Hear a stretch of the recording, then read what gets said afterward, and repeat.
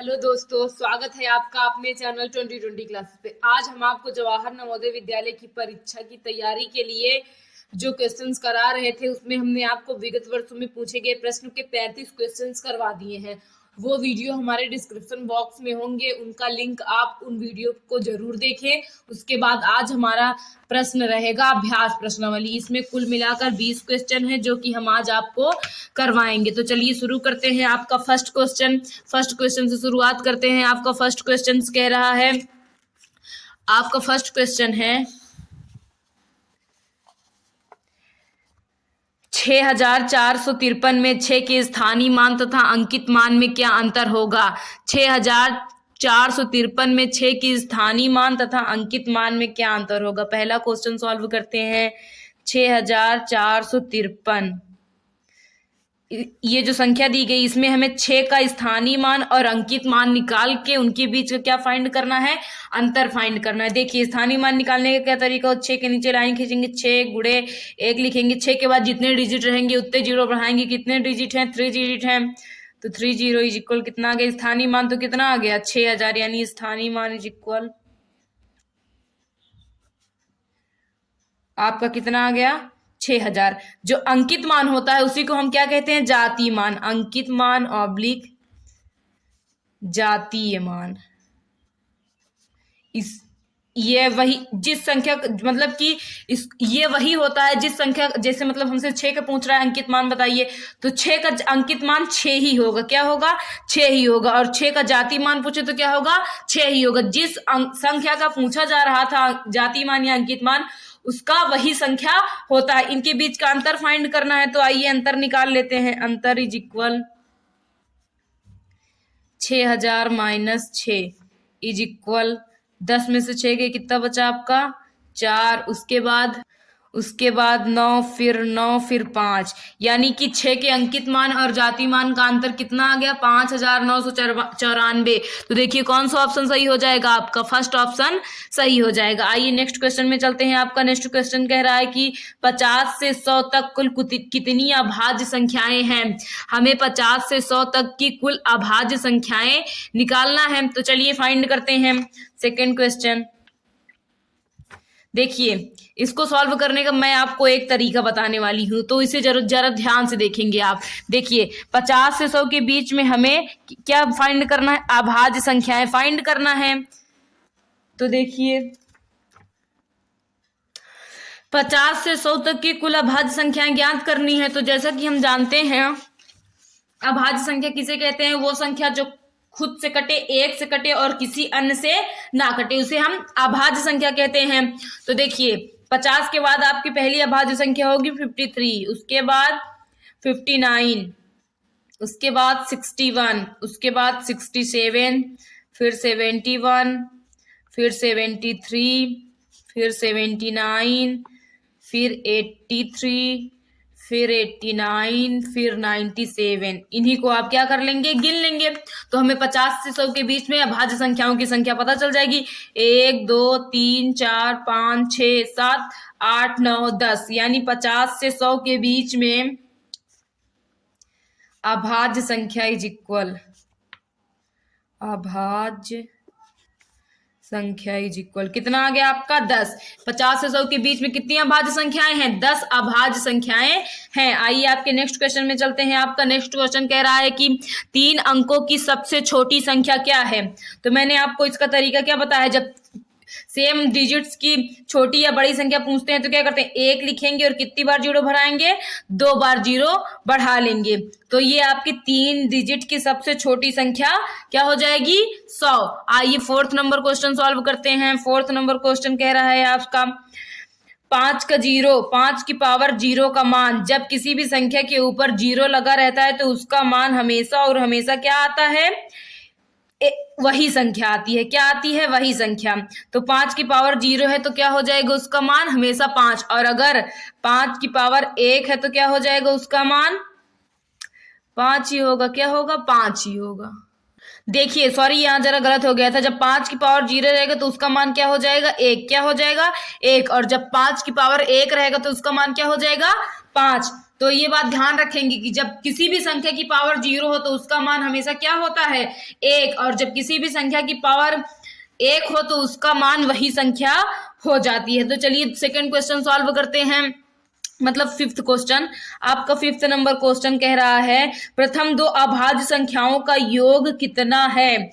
प्रथम दो, गिनती से शुरुआत करें तो आपकी पहली सबसे छोटी अभाज्य संख्या क्या हो जाएगी 2, फिर दूसरी क्या हो जाएगी 3, कितनी हो जाएगी 3, इन दोनों का योग कितना है आपका 5। तो प्रथम दो अभाज्य संख्या, ये दोनों प्रथम अभाज्य, मतलब कि गिनती से अगर प्राकृतिक संख्याओं के समूह में देखें तो सबसे पहले 2 आता है, उसके बाद क्या आता है 3, और ये दोनों ही क्या है अभाज्य संख्याएं हैं। तो इनका योग कितना आ गया 5। तो कौन सा ऑप्शन सही हो जाएगा आपका सेकेंड ऑप्शन सही हो जाएगा। तो आइए 6 नंबर क्वेश्चन सॉल्व करते हैं।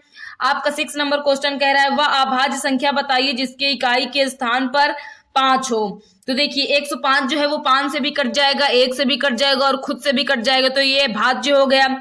उसके बाद 15 3 से कटेगा, 15 से कटेगा, ये भी भाज्य हो जाएगा। 35 ये भी 5 से कट जाएगा और 7 से कट जाएगा, ये भी भाज्य हो गया। तो आपकी अभाज्य संख्या क्या होगी 5, ये खुद से कटेगी, 1 से कटेगी और किसी अन्य से नहीं कटेगी। तो आपका करेक्ट आंसर क्या हो गया 5। आइए 7 नंबर क्वेश्चन में चलते हैं। आपका 7 नंबर क्वेश्चन कह रहा है वह अभाज्य संख्या बताइए जो सम और अभाज्य हो। हमें वह अभाज्य संख्या बतानी है जो सम और अभाज्य हो। तो आपका आंसर क्या हो जाएगा 2 जो है हमारा सम भी है और क्या है अभाज्य है। आइए आपके नेक्स्ट क्वेश्चन में चलते हैं।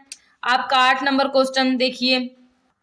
8 नंबर क्वेश्चन कह रहा है 0 3, 5, 0, 1, 3, 5, 0, 1 से बनी सबसे बड़ी तथा सबसे छोटी संख्या का योग। तो सबसे बड़ी संख्या बनाने के लिए क्या करते हैं हम, सबसे बड़ा जो रहता है उसको लिखते हैं, फिर उससे छोटा, फिर उससे छोटा, फिर उससे छोटा। तो सबसे बड़ी संख्या क्या हो गई 5310, और छोटी संख्या बनानी है तो सबसे पहले सबसे छोटा लिखेंगे, फिर उससे छोटा, फिर उससे छोटा, फिर उससे छोटा। तो ये हमारी सबसे बड़ी हो गई और ये क्या हो गई हमारी सबसे छोटी। इनका योग पूछ रहा है हमसे,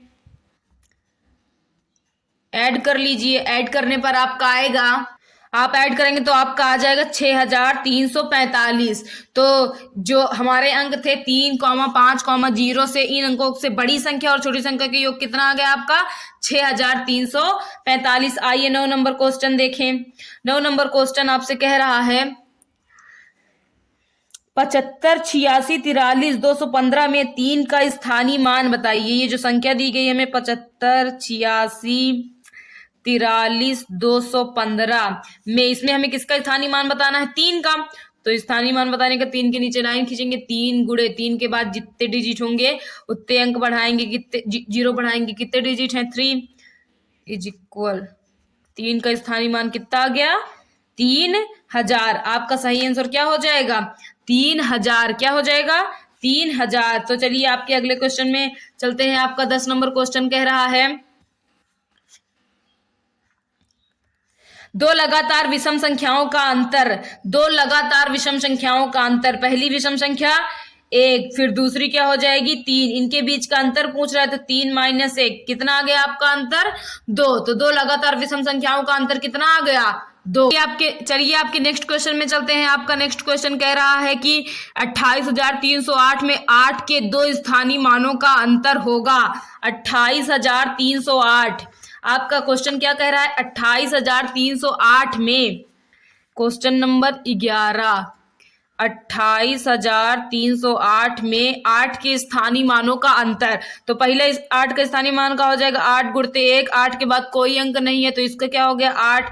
फिर दूसरा निकालेंगे 8 गुणते 1 लिख के कितने 0 3, क्योंकि 8 के बाद कितने डिजिट हैं 3 डिजिट हैं। तो 8 का स्थानीय मान कितना आ गया 8000।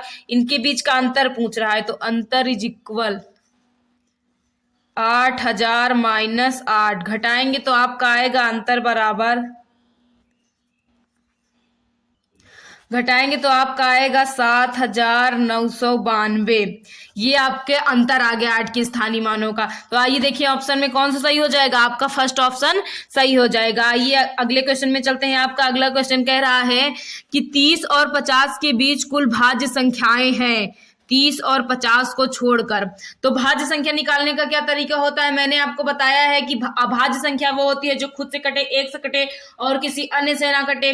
लेकिन भाज्य संख्या का तरीका होगा जो खुद से कटे, एक से कटे और किसी अन्य से भी कट जाए, उसे हम क्या कहते हैं, भाज्य संख्या कहते हैं। और हमसे क्या पूछा है, 30 से 50 के बीच में हमें क्या बताना है, भाज्य संख्या बताना है। तो चलिए फाइंड करते हैं।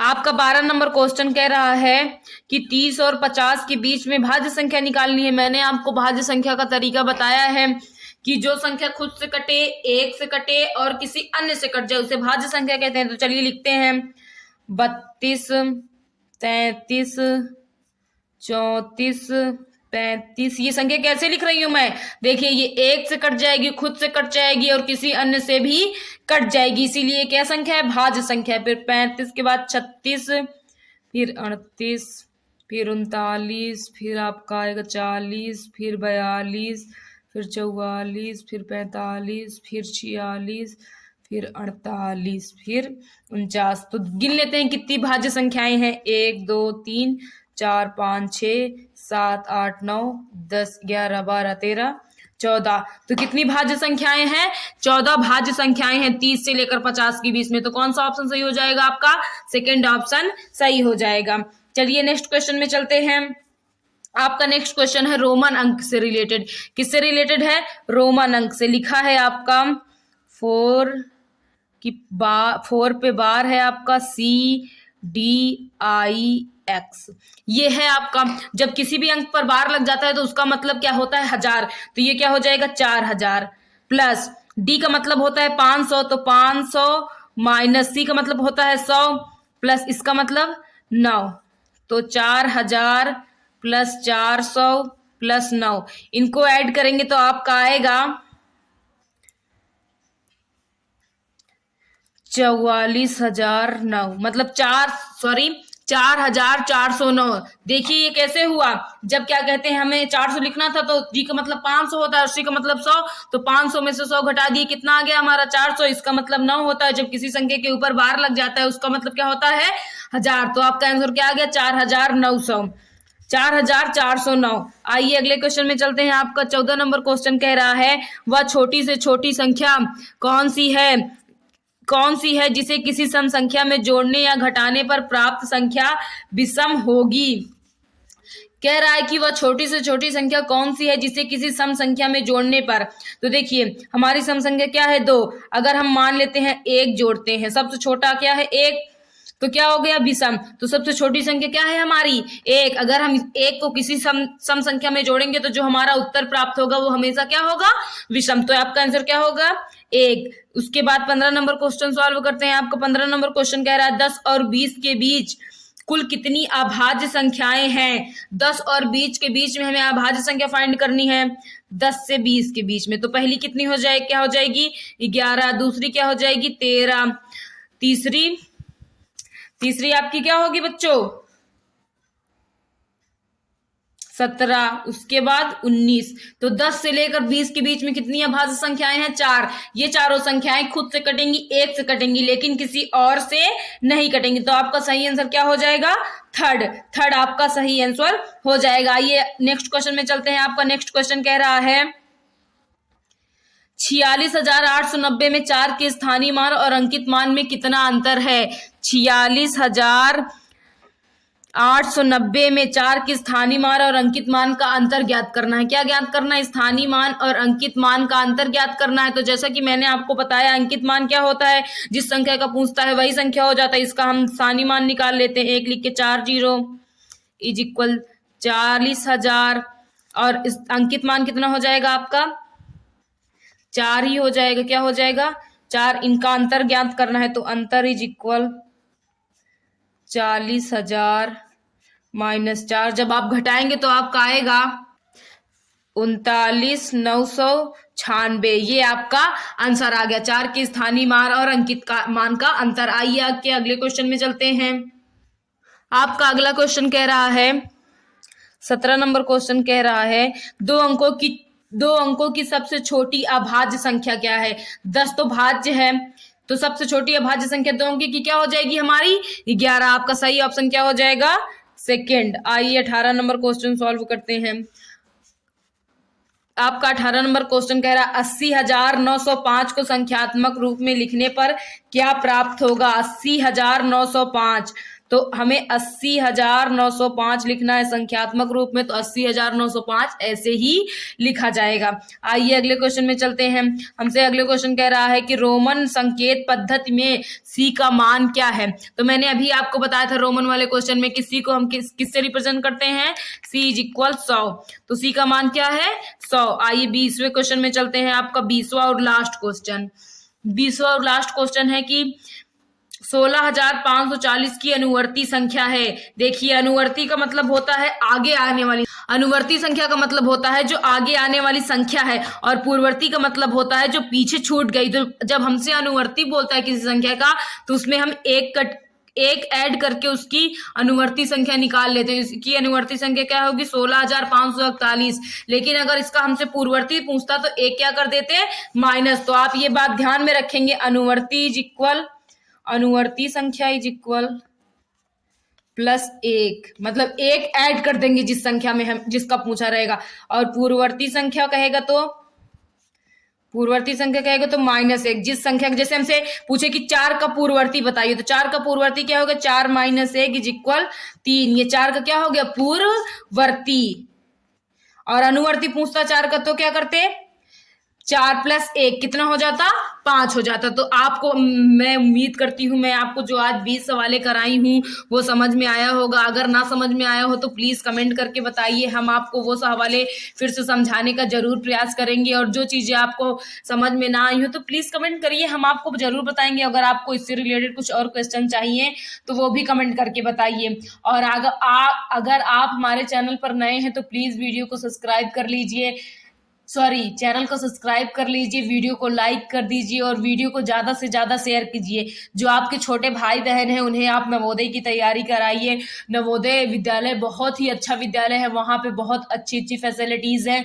तो आप जिस भी डिस्ट्रिक्ट के होंगे उस डिस्ट्रिक्ट में एक नवोदय विद्यालय जरूर होगा, तो आप वहां पर जाएं और देखें कि कैसी कैसी फैसिलिटीज हैं। तो आप अपने भाई बहनों को नवोदय की तैयारी करवाने के लिए हमारे चैनल पर बने रहे। Thank you.